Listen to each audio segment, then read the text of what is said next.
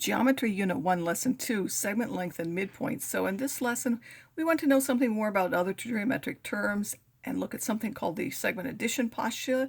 We want to do some constructions, meaning we're going to use a straight edge and a compass. Of course, this is also straight, but we're not going to depend on any markings that we have, just the straight edge, and then a compass that measures the lengths between two things.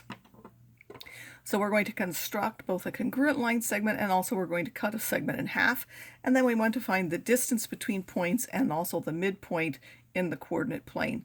So we have three things that are considered undefined terms, meaning we can't really define them in terms of other figures. Those are points, lines, and planes. A point is just represented by a dot in space. We really can't see a point, but we're going to represent it by a dot because it has no dimensions. And we just write point P. If it's a line, it's simply a straight path that goes in two different directions. We generally name it by putting either 2 points on it and mentioning the points in either order, A, B, or BA, or we can measure it by a single script letter. So we could call that line L.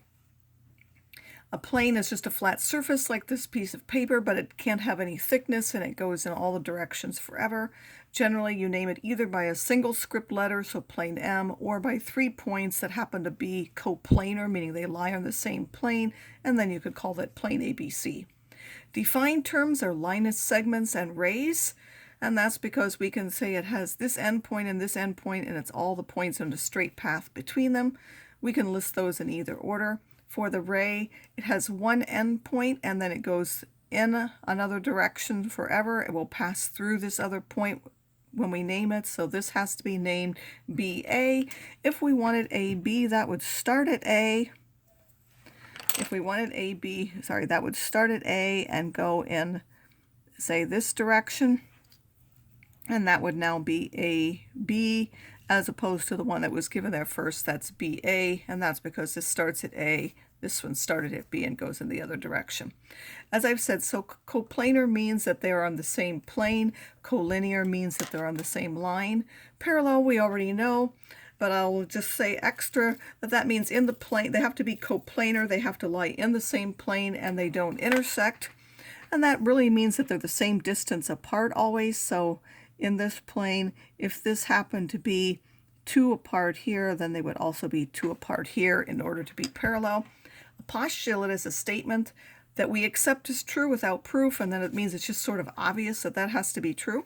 So the one we're going to look at, and we need to know this name, is the segment addition postulate. And that just means if we take 3 points that are collinear, and B being between A and C, if we find the length of AB, and we find the length of BC, and we put those two together, then we have to get the length of the whole thing, which is AC. Generally, we're going to do that in terms of algebraic equations to solve. So in this example, we are given that the length of AB is x plus 1. The length of BC is marked as 3x minus 5, and together we know that this whole thing, AC, is 24, and we would like to find x, and we could also find the actual lengths of AB and BC themselves. So we take the 2 different parts, which are AB and BC, given by those algebraic expressions, and we know together that they have to make up AC. We can combine like terms, that's 4x for the x's, and 1 minus 5 is minus 4, so that gives us 24. If we add 4 to both sides, we'll get 4x is 28, and then if we divide both sides by 4, we'll get x is 7. So if x is equal to 7, if we put that into the expression for AB, 7 plus 1 is 8. And then BC we could either do by subtraction, meaning we know they have to add up to 24, or we could put the x in that expression. We would get 3 times 7 minus 5, which would give us 16, and check that yes, 8 and 16 do really add up to 24. We also want to look, as I said, at constructions. I'm going to do one of them first. This is to make something of the same length as another one, so I'm just going to put this here. I want to find another segment which is the same length as AB. I'm going to start with a straight edge, and I'm going to have an endpoint, and I'm really going to just construct something which I can tell is longer than that. And I'm going to pick one of those as my endpoint. I'll mark that there. And then I'm going to take my compass. I'm going to put the metal tip at one endpoint, and then I'm going to increase the length of this. Mine happens to have a round twirling things you might just be able to pull apart, and I'm going to try to measure those as accurately as I can, and I'm going to test it out a little and make sure it actually goes through B. So you may need to adjust a little. Make sure it actually goes through B. That looks pretty good. Then I'm going to take that here, put this at one endpoint, and then I'm going to rotate it. A lot of times it helps to rotate the paper instead, but for this I can do that. Hopefully I can do that. Mine slipped a little bit there. That's what you don't want to have happen, so sometimes that's why the paper helps, or you can try to hold that down. You're going to make an arc. What this does is, you know from this when you set it, this gives you something of a certain length. You don't know the number, but this length is the same. In fact, this point is also that length. Anything along there is that same length away. So this particular point is that same length away. So if I make a point where that intersected, and now if I happen to call this, I don't know, let's call it MN, then I would be able to say that AB is now congruent to MN because I have constructed it that way. It is a congruent segment because I know that AB is equal to MN. I constructed them that way that those are equal, and therefore those are congruent. We can also do that for other constructions that are even more than that. Here I have two segments, AB and CD. I want to find something which has the length of those two added together. So again, I'm going to try to make a segment longer really than what I think I need. I'm going to start with a point, and now I'm going to measure out both of those lengths and simply start one of them at the end of the other one. So I again need to take my compass and adjust it to the length. I'll do the smaller one first. Again, I'm going to try to make sure that it actually goes through that point by making a little arc. It does. So then I'm going to come here. I'm going to try to rotate again. That's the first one. Then I'm going to measure out the second one. I started C again. I go out to D and try to make sure that it actually goes through that point. That's a little bit short. I'm going to lengthen it just a little until I'm sure that it actually goes through that point, trying to be in the middle of each of those since they have a dimension, whereas a line doesn't. And then I'm going to make that point.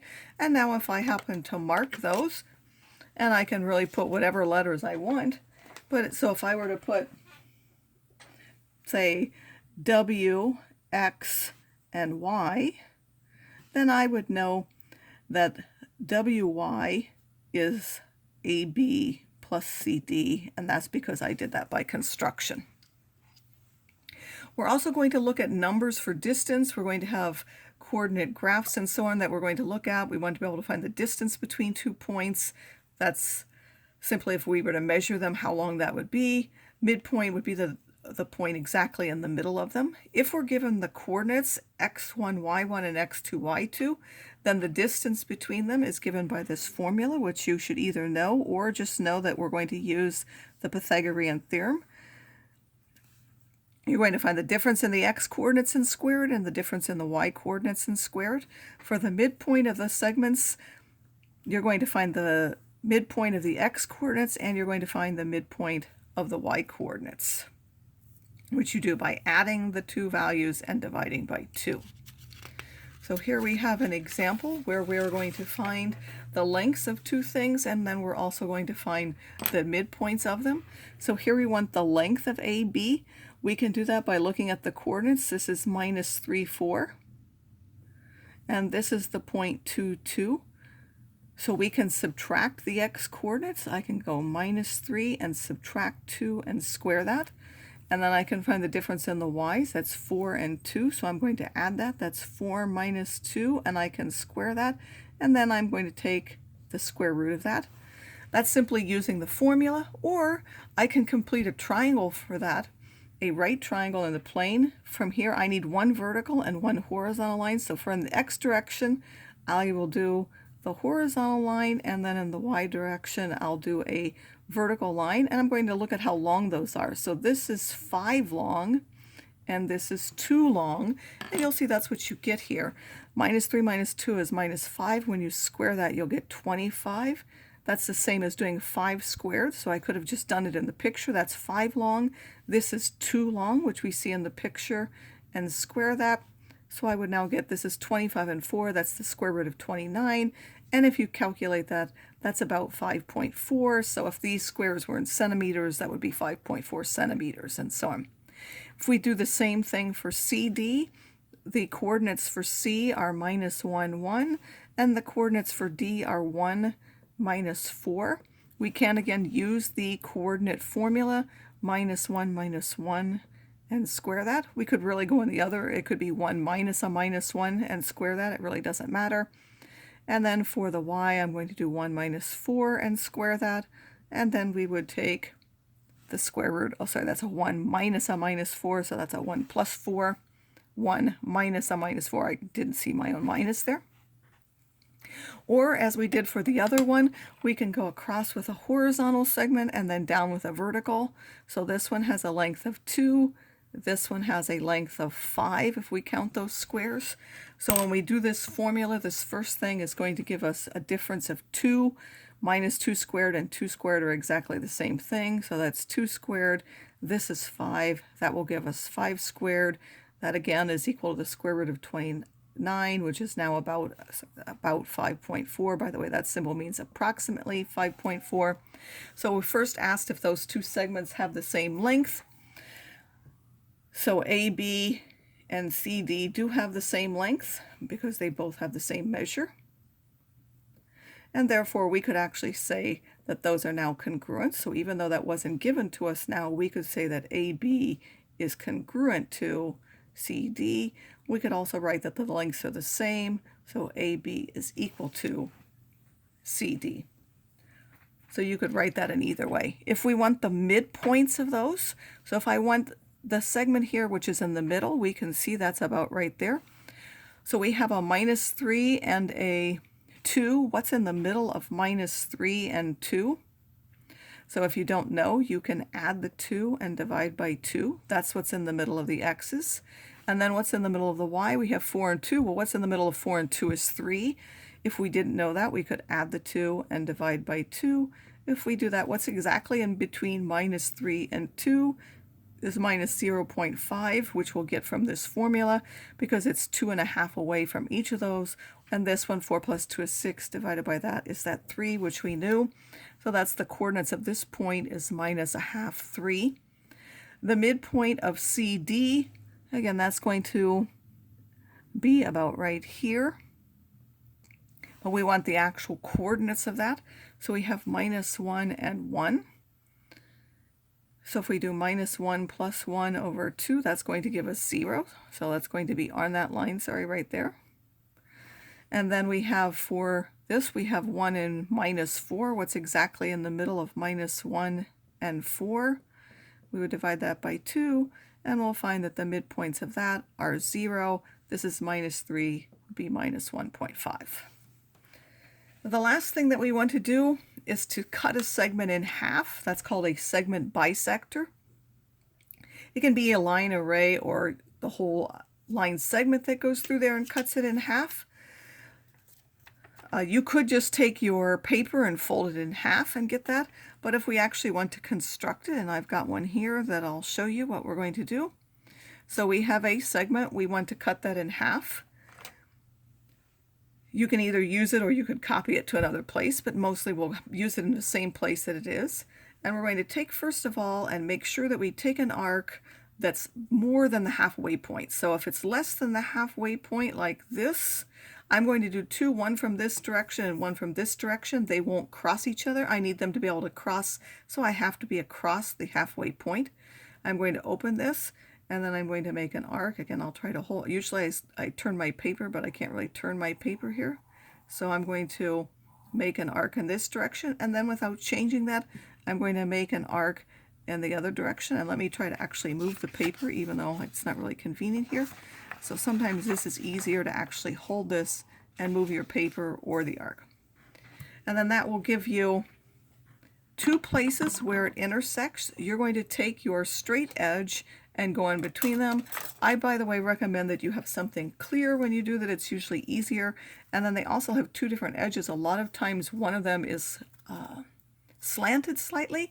The slanted one is easier to use. I don't think this one has, but some rulers do. Generally, I suggest that you hold it at one and put your ruler there and then move it up to the other one. It's just easier to do to make sure that you're on both of them. You're going to connect and go between there. And this line that I did, that is the segment bisector. So if I now just do it in color here, that final thing that I've done, that is my segment bisector, and I got a little bit off there since I'm using a colored pencil, but that would be my segment bisector for that. And it actually turns out, even though we're not proving that at this moment, that this is actually perpendicular here as well. We'll use that later and we'll come back to that. So for now, we just know that it cuts it in half, meaning that this side and this side are congruent. So if we were to call this A and B, and then call that point there C, we now know that AC is equal to CB, because this red one is the segment bisector of AB and cuts it in half.